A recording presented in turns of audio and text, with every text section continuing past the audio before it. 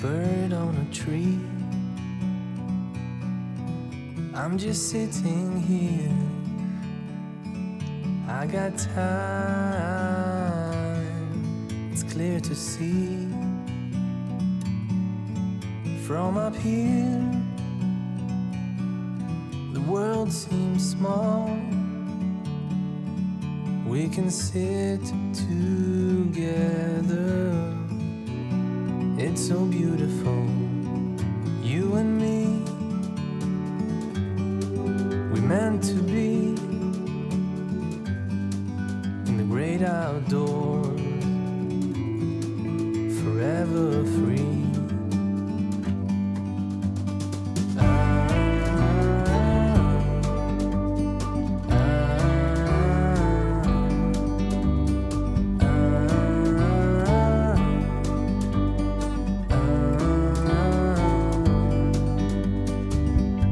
Sometimes you need to go and take a step back to see the truth around you. From a distance you can tell.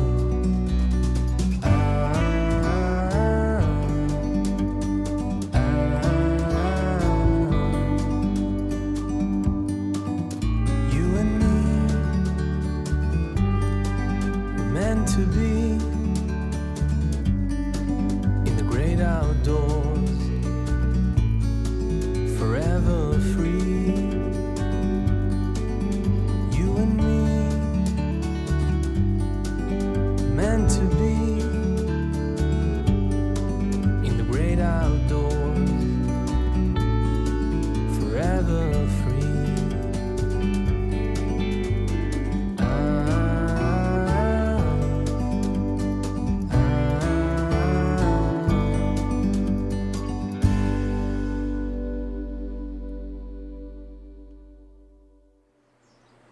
그러니까 부모님을 그리워하는 것. 그 다음에 사랑과 이별. 그게 다인가요? 거의 뭐 대중가요는 사랑과 이별, 그리고 부모님 사랑. 그러다가 이제 어쩌다가 이제 무슨 이등병의 편지도 나오고, 어느 노부부의 아내가 일찍 가고 부르는 그 사별에 관한 노래도 간혹 있지만, 또 이런 노래 어쩌다가 하나 있으니까 그냥 뭐 시골 영감 서울 가는 기차 뭐 이런 거예요. 그런 노래가 만약 줄을 지른다면 사람들이 많이 좋아해서 공통적 정서 중에 어머님에 대한, 아버님에 대한 그리움, 이런 노래들은 우리들의 심금을 울리는 것 같습니다. 우리가 이제 이 책 동심언어 사전은 겸낱말, 그러니까 낱말 두 개가 합해진 거예요. 북한어로는 뭐라고 한다고 그랬어요? 겸낱말을? 한문으로는 복합어, 순우리말로는 겸낱말, 북한은 범벅말이라고 그래요. 범벅말, 범벅. 그러니까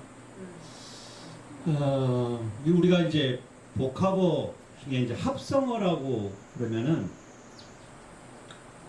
합성어는 두 개가 합쳐져 가지고 두 개가 50대 50으로 뜻풀이하는 게 합성어를 병렬 합성어라고 그래요. 병렬, 나란히. 이를테면 춘추 그러면 뭐예요? 봄과 가을. 이럴 땐 병렬 합성어예요. 근데 춘추가 아이고 춘추가 어떻게 되십니까? 그럴 땐 뭐예요? 나이, 세월, 시간 이렇게 되죠.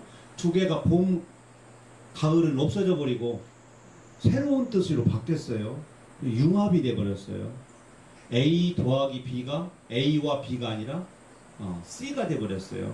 그럴 경우는 융합 합성어라고 합니다. 여러분들 이런 속담 있죠. 서당께 3년이면 풍월을 읊는다. 풍월이 뭐예요? 바람과 달. 근데 그게 바람과 달이 아니고 시예요. 시는 자연을 노래를 많이 하니까 풍월은 시라는 뜻과 자연이라는 뜻이 있어요. 그러니까 용화 합성어였다. 서당계 3년이면 지을 때도 월월월월 월월월월 이렇게 짓는단 말이야. 아, 10단계 3년이면 요리를 한다. 라면을 끓인다 이런 말이 있었습니다. 아, 그것도 좀 변형을 한 거죠. 변형을 한 건데 다시 동시문화사전은 그렇게 합성어, 경난말, 그런 복합어를 보조개 이거 한번 읽어볼까요? 이걸 읽기만 하고 넘어가겠습니다.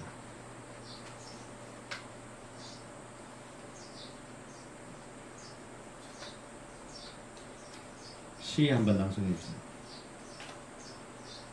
보조개, 네 볼에서는 가발 향기가 나. 나는 조개 내름이 좋아. 캐스터 네트처럼 입을 크게 벌리고 오는 네가 좋아. 입안 가득 눈부신 진주가 좋아. 보조개가 이제 조개라는 이미지를 거기서 보조개 할 때 보는 볼이고요. 여기에 조개 모양으로 이렇게 쏙 들어간단 말이야. 근데 이제 사람의 얼굴에도 피부 안쪽으로 근육이 있겠죠.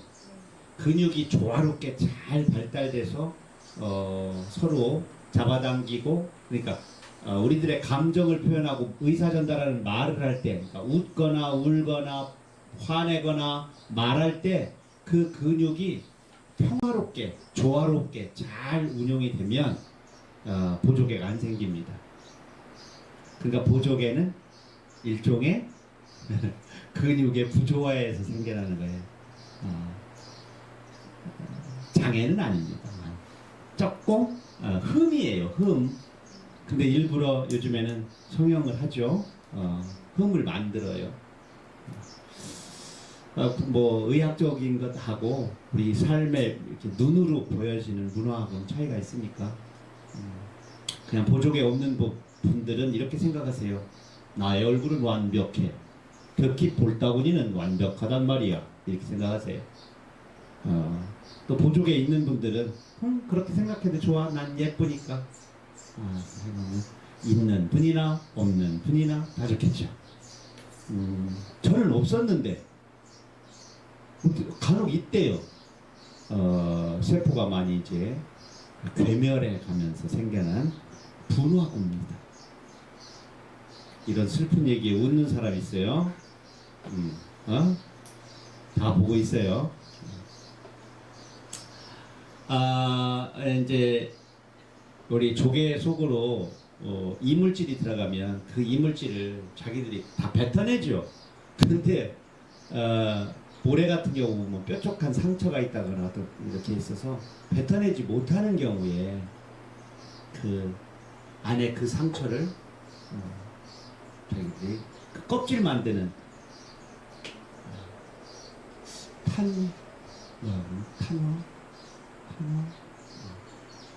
탄수화물은 아닙니다만 탄화 뭐로 덮는데 그걸 이제 자꾸 이물질이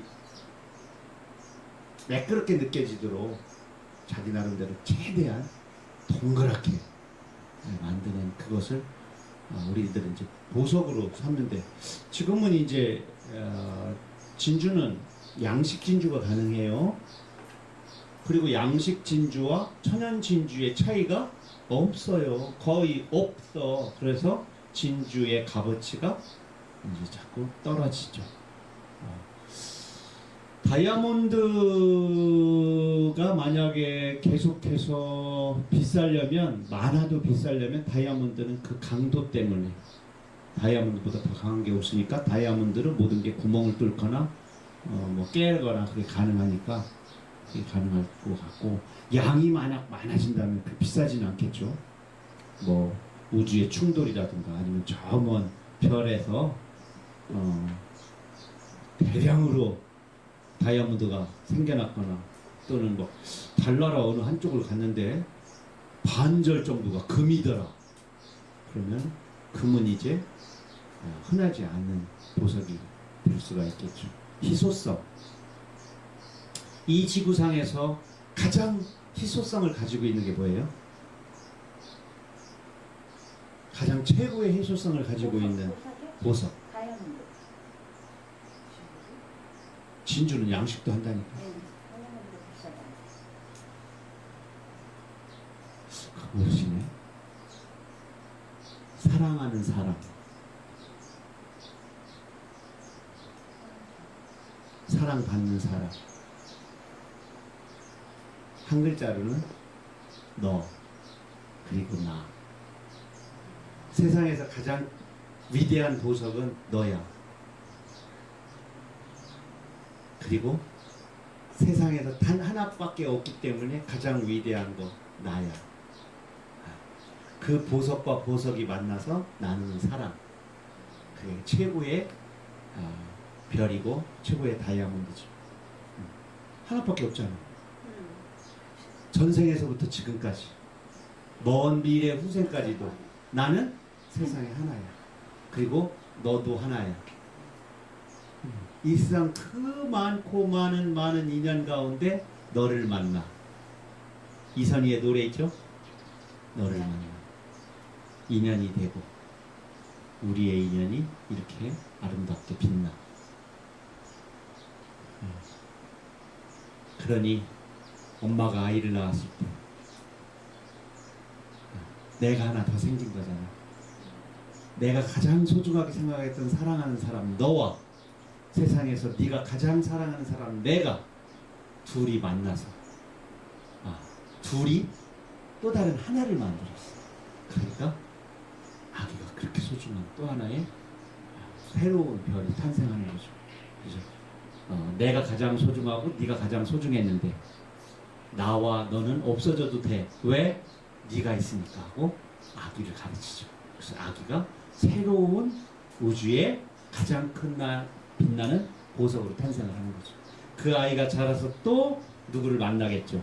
그래서 또 다른 보석을 낳고 그래서 인류사에 또는 인류사뿐만 아니라 우리 우주에서 가장 위대한 일은 보석과 보석이 만나 보석을 낳는 일이에요. 사랑과 사랑이 만나서 더 큰 사랑의 결정체를 후대에 이 우주 안에 남기는 일이죠. 꼭 남기지 않더라도 사랑하는 일이죠.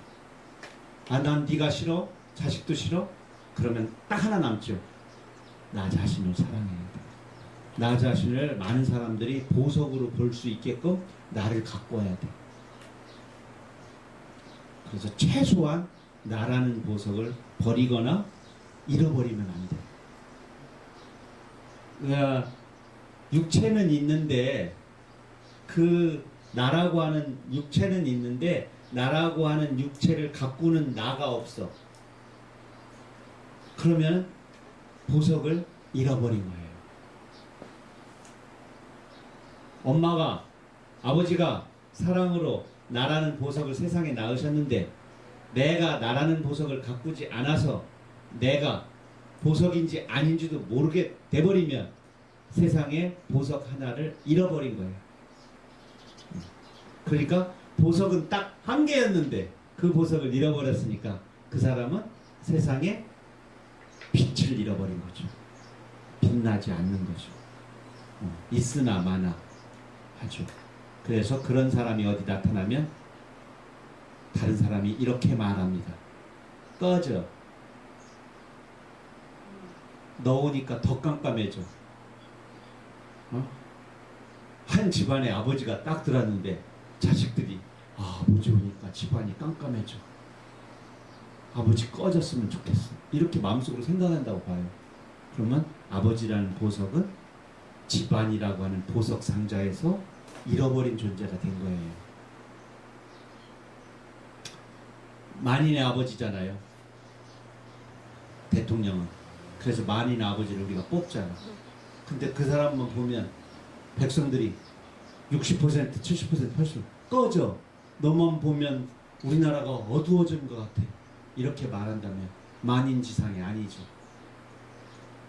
해가 떴는데 빨리 저녁이 왔으면 좋겠어 하고 해를 향해서 화살을 쏜다면 손가락질을 한다면 그 해는 자기의 빛이 아님을 반성하고 더욱더 따뜻한 생명을 키우는 초록 물방울 이 지구에 있는 온갖 생명들을 창대하게 키우는 자아성찰과 행동이 필요한 거죠. 누구 들으라고 한 얘기는 아닌데 항상 늘 이게 진리입니다. 국가라고 하는 거대한 보석 상자에 들어있는 만인의 보물이 있기 때문에 그 보물을 누가 만들었어? 자기가 탄생한 게 아니라 우리가 빚은 거잖아요. 우리가 다 함께 힘을 합쳐서 만든 거잖아요. 본인이 이렇게 뚝 떨어진 존재가 아니라 많은 사람들의 정성을 다해서 자기가 만들어졌다. 그래서 그걸 되갚는 일을 해야 되죠. 진주는 요 사람이 진주 생산을 시작했습니다. 1893년 미키모토 코기치 일본인이 양식 진주 생산을 성공했다. 이게 우리 전 세계 진주 양식의 시초입니다. 몇 년 됐어요? 130년 됐네요.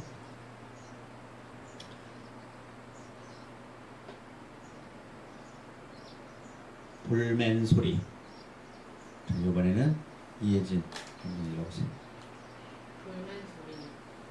볼 안에 한가득 무엇을 담고 있나요? 감나무 밑에 누워 감 떨어지기만 바라다가 잠든 사이에 홍시에 맞았나요?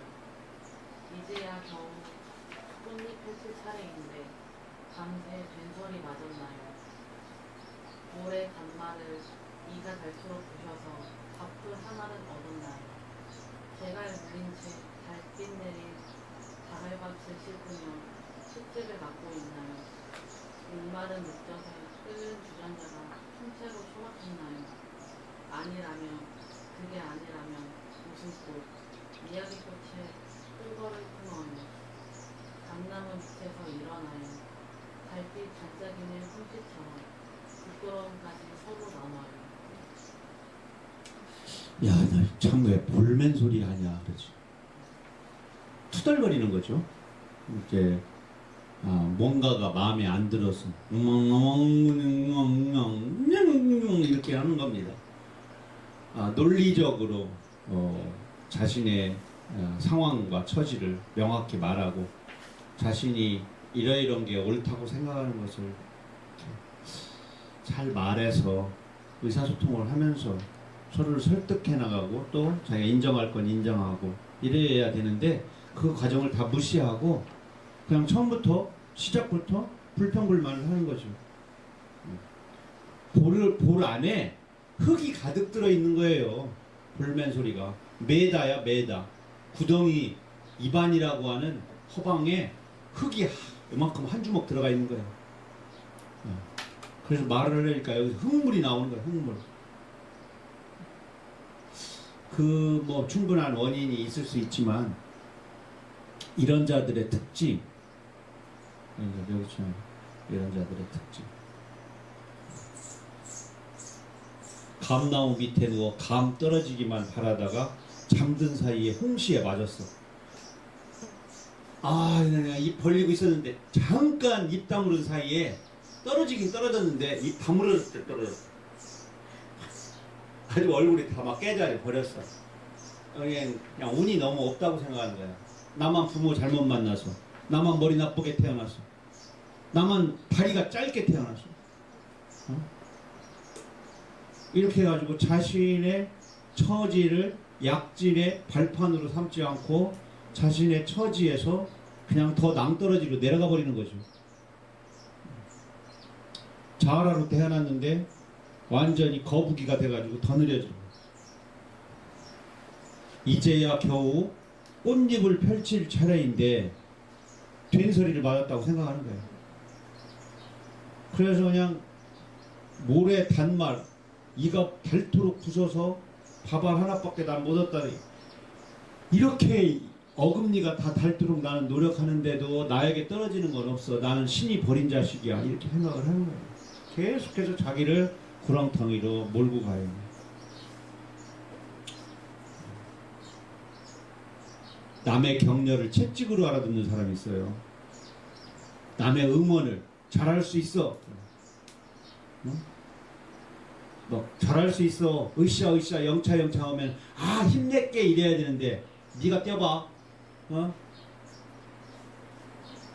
채찍으로 하는 거야. 채찍. 엉덩이를 때리는 채찍을 하는 거야. 엄마가 과일 깎아다 주고 공부 열심히 하라고 난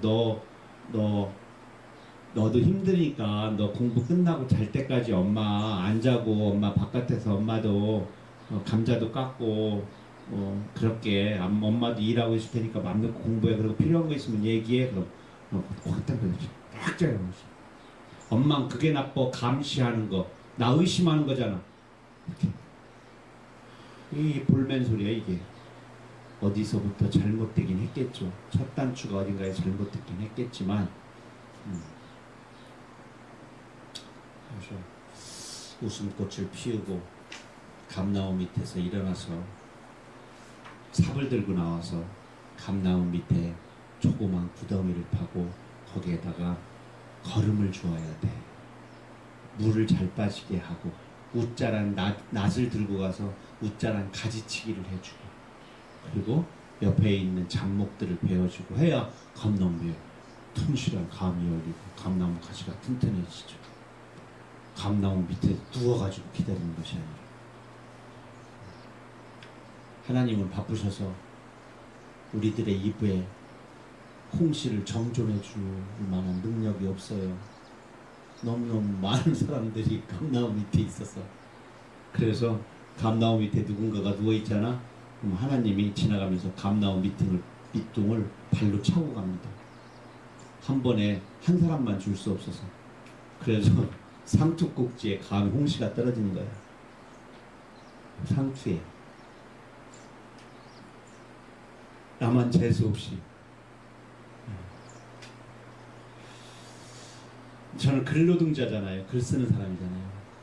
그러니까 여지없이 언제나 4시 반 5시에 일어나서 한 글자도 쓰지 못하고 2시간 동안 기다릴 때가 많아요. 사색한다고 사색보다는 뭘 기다리는 거죠. 한 문장이 오기를, 세상에 없었던 문장이 오기를. 그리고 책도 읽고 여러 가지 하지만 그렇게 쌓이고 쌓여서 가수 싸이가 되는 거예요. 이게 뭔 말이에요? 조크라고 합니다. 조크를 잘하는 사람들이 좋구나 그래요. 봄바람 한번 읽어보도록 하겠습니다.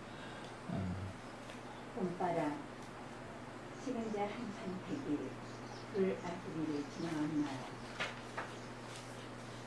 오늘은 흠없는 날 봄바람이 따뜻하네요. 똥 웅덩이에 코를 대보고 거름 웅덩이에 손을 넣어보네요. 호박모종 식물 웅덩이는 알맞은 깊이와 넓이인지 물은 충분히 숨었는지 실눈 뜨고 살펴본 봄바람이 내 깃불에게도 축적이네요. 장마의 물웅덩이에 빠지지 말고 술 취해 똥구덩이에 빠지지 마세요. 가을거지의 흙덩이에 빠지지 마세요. 아는 살 정의는 절대로 무덤 웅덩이에 빠지지 말아요. 귀엽게 호박씨를 까네요. 돌우물 신곡될 때마다 거름 냄새가 피어나네요. 오늘은 호박 심는 날 두근두근 봄바람이 나네요. 다음 시는 제가 읽겠습니다. 이 시를 읽고 이제 사전을 한번 찾아보도록 하겠습니다. 봄밤 10만 평 저 개구리 울음소리 달빛 타자 개구리 학교 시 창작 시간 맨 처음 고백은 울음을 멈췄을까 태고를 마쳤을까. 개구리가 왜 울어요? 엄마 떠내려갈까? 엄마 떠내려갈까봐. 아직 자기가 엄마가 안 됐는데 올챙이에서 나와가지고 참 애인을 부르는 거야. 누구랑 사랑할까? 아무나 좋아. 죽겠어. 빨리 아빠가 되고 싶어. 여기 모여라. 다 괜찮아. 열어도 좋아. 막 그런 말 하는 거예요. 업고 놀자. 이걸 영어로 뭐라고 한다고 그랬어요? 이리 오너라. 업고 놀자. 영어로 업고 놀자. 사랑하는 여인들끼리 업데이트. 전국에 계신 여러분들 죄송합니다. 한 번 또 들으면 또 오랫동안 기억 남는 이정록의 아재 개그였습니다. 업데이트. 춘향전에 나옵니다. 업데이트. 이리 오너라. 업데이트 하자. 자, 개구리들도 그래서 다 업고 데이트합니다. 알죠? 개구리도 다 업고 데이트하는 업데이트를 해요. 그러면 그 업데이트 자리에 개구리 알이 나오고 올챙이가 나오죠. 그러니까 이 맨 처음 고백은 끝났겠죠. 이제. 자, 오늘 보다의 명사라고 하는 봄 있잖아요. 보다. 한자로서는 봄이 춘이잖아요. 춘. 밑에는 알일자 태양이 있는 건 확실해요. 근데 위에 있는 부분은 날출자예요. 솟아나는 거예요. 그러니까 솟아나서 세상을 내다보는 거예요. 그래서 봄춘자도 이렇게 내다보는 겁니다. 내다보는 거. 자, 봄이 들어가는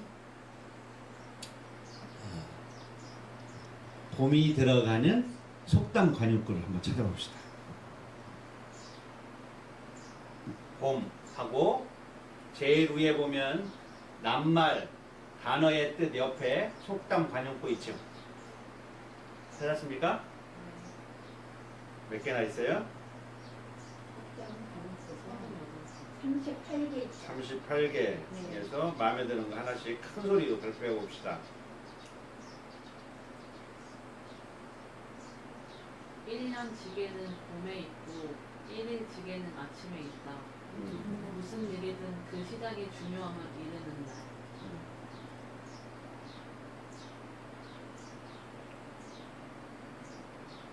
봄떡은 거짐에도 약이라. 봄철에 식량이 먹을 게 별로 없어서 그 장롱 밑에 같은데 딱딱하게 겨울에 굳어있는 떡들 끓여가지고 이것도 하고.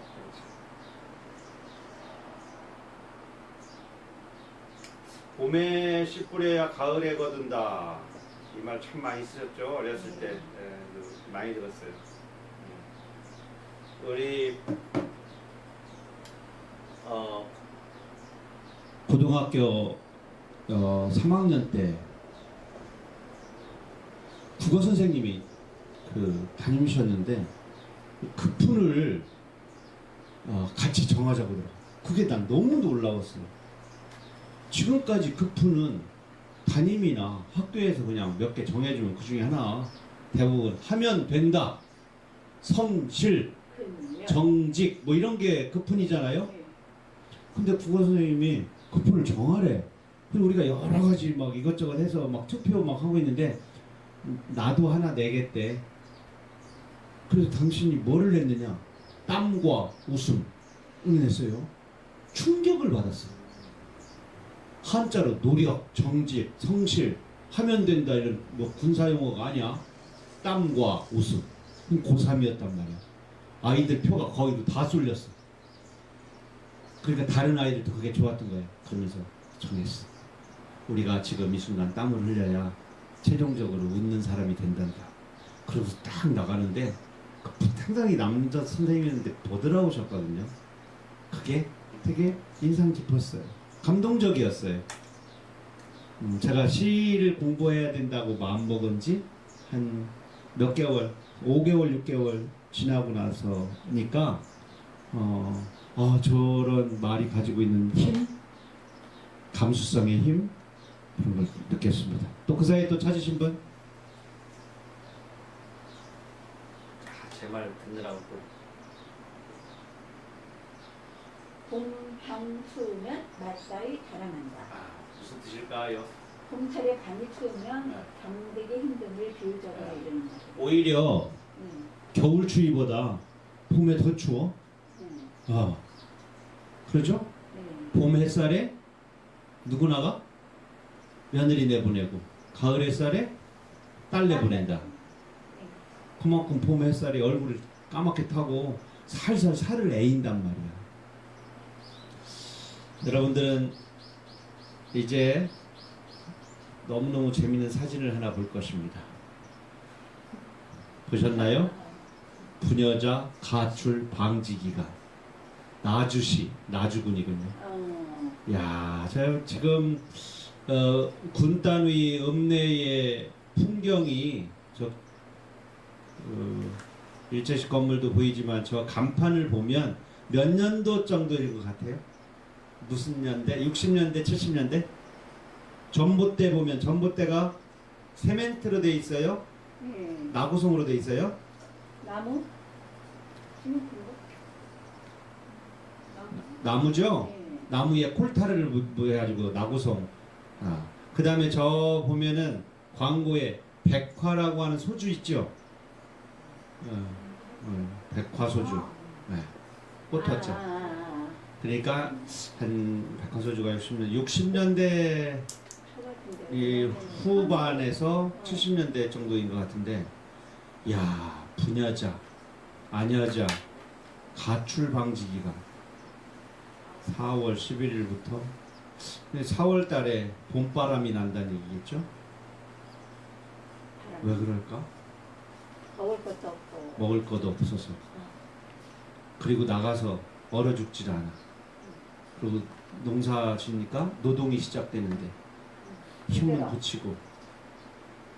그런데 거기에 삐딱 굳으시는 신사 아저씨가 소파른 돈 훔쳐가지고 나와가지고 우리 니 장경원 한번 가볼까? 딱 그러면 오빠 그러면서 이제 가는 거죠.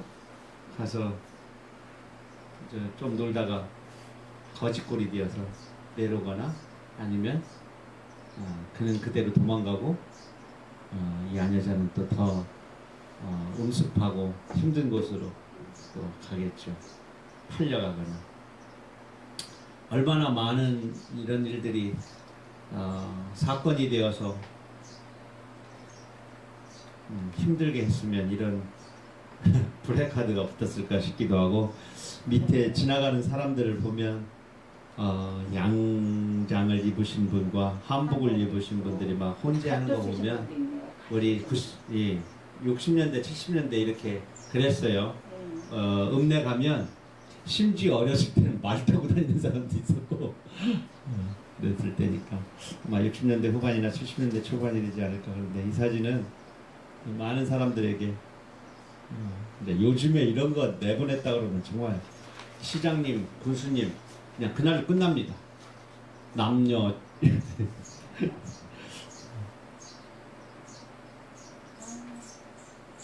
아이들 바가지 머리라고 그랬죠. 이때 바가지를 엎어서 씌워놓고 거기 튀어나온 것만 가세로, 가위로 자르면 안 됩니다. 가세로. 광목 자르던 그 가세로 막 착착착착 이렇게 자르고. 이때는 못 먹어도 머릿결이 얼마나 좋았는지. 그래서 우리가 머릿결 나빠진 게 다 감아서 그런가 봐. 샴푸 써서. 옛날 무궁화표 빨래핀으로 감을 때는 머리가 이렇게 막 반들반들 했는데 이렇게. 머릿결 다 좋죠? 맞아요? 그만이 하죠. 참 이 중에 딱 가운데 혼자 앉은 애를 보세요. 네, 머리채는 얘 머리 어때? 묶었어요. 묶었고 좀 길고 허무머리지. 네, 그리고 몸매도 그냥 다른 애보다 이렇게 이게 치마도 말이요. 그럼 오늘 그 요래 가지고 이 걸상 옆에 비어 있어 한 자리. 네 옆에 안 앉아. 그러고서 안 앉은 것 같아. 아니면은 내가 그런 생각을 했어요. 얘는 분명히 지금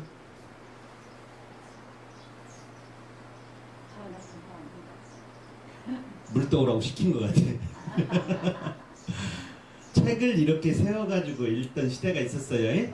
맞아요. 이때가 아마 제가 볼 때 책상에 이때는 의자라고 하고 뭐라 그랬어요? 걸상. 벌상. 예, 걸상의 구조를 볼 때 이거는 60년대 말에서 70년대 딱 초입니다. 근데 옷이 아주 깨끗하게 이렇게 입고 나온 거 보니까 오늘은 사진 때문에. 아니, 장학사 오신 날이야. 그러니까 사진도 찍힌 거지. 그리고 동네 신문사에서 취재 오셨어. 그래서 반듯하게 이렇게 앉아 있지 않은가. 다음 시는 하급반 교과서 김명수입니다. 시집 제목이기도 하고요. 아이들이 큰 소리로 책을 읽는다. 나는 물끄러미 그 소리를 듣고 있다. 한 아이가 소리내어 책을 읽으면 딴 아이도 따라서 책을 읽는다. 청아한 목소리로 꾸밈 없는 목소리로 아니다 아니다 하고 읽으니 아니다 아니다 따라 읽는다. 그렇다 그렇다 하고 읽으니 그렇다 그렇다 따라서 읽는다. 외우기도 좋아라 하급반 교과서. 팔자도 커다랗고 읽기에도 좋아라. 목소리 하나도 흐트러지지 않고 한 아이가 읽는 대로 따라 읽는다. 이 봄날 쓸쓸한 우리들의 책 읽기여 우리나라 아이들의 목청들이여. 1983년도면 대통령이 누구일 때예요? 전두환. 전두환일 때입니다. 언론에서 하라는 대로 텔레비에서 아나운서가 말하는 대로 또 관에서 정의 내린 철학대로 정의 구현을 위하여 환희는 가장 정의롭지 못한 자가 정의란 말을 선점해 버렸어요. 가장 보통 사람의 시대가 아닌 사람이 보통 사람이라는 언어를 선점해. 어떤 하나의 언어를 국가가 먼저 선점해서 그 정치를 하는 동안 그 언어로 포장을 해버려. 이걸 관변 철학이라고. 관에서 만들어낸 철학. 근면, 자조, 협동. 그것이 가지고 있는 장점도 있지만 그것은 획일주의를 만들고 전체주의를 만들고 그리고 상하로 그 말을 만들고 주창하는 사람을 복종하고 따라야 되고 그렇지 않게 되면 빨갱이가 되고 그래서 전체는 있는데 개인이 없어. 독창성이 없어. 창의적이지 못해. 그래서 하라는 대로 따라 읽고 다 개구리 같아요. 왈왈 맹꽁 맹꽁 이렇게 맹꽁 했는데 왈왈 그럼 넌 빨갱이야 잡아. 그래서 여기에 보면 마지막에 결국 하급반 교과서는 이 땅의 언론 지형 또 자유가 사라진 거대한 국가 권력에 의해서 백성 개개인의 자유가 침탈되고 또 획일화된 그런 것들을 풍자한 그런 시라는 것을 알 수 있습니다. 자, 우리를 오늘 이 봄날 햇살을 향해서 자유롭게 만물들이 막 초록을 뽐내는 이 계절에 또 슬픔과 함께 또 한 시간 여러 시들을 또 읽었습니다. 하루하루 더 평화롭고 풍부해지는 아름다운 그런 세상이 펼쳐지기를 바라고 어려움을 겪으신 많은 분들에게 힘을 내라고 말씀 올리고 싶습니다. 다들 행복적으로 조금씩 마음을 넓혀가고 단단해지기를 그렇게 기원하겠습니다. 긴 시간 동안 고생하셨습니다. 고맙습니다.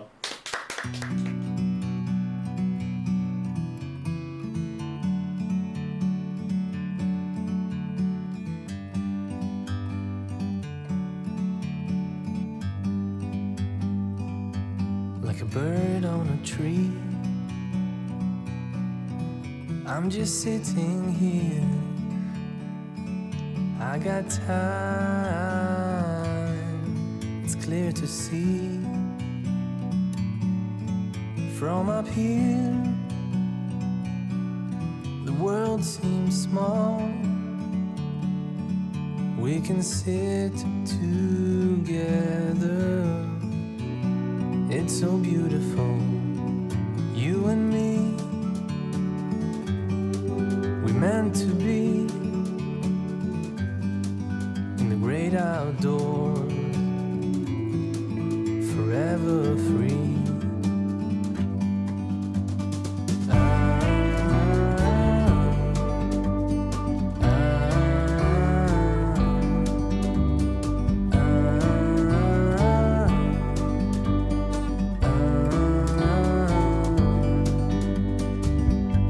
Sometimes you need to go and take a step back to see the truth around you. From a distance you can tell.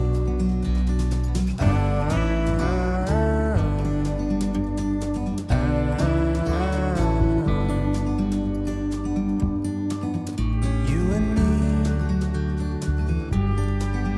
meant to be in the great outdoors, forever free. You and me meant to be in the great outdoors, forever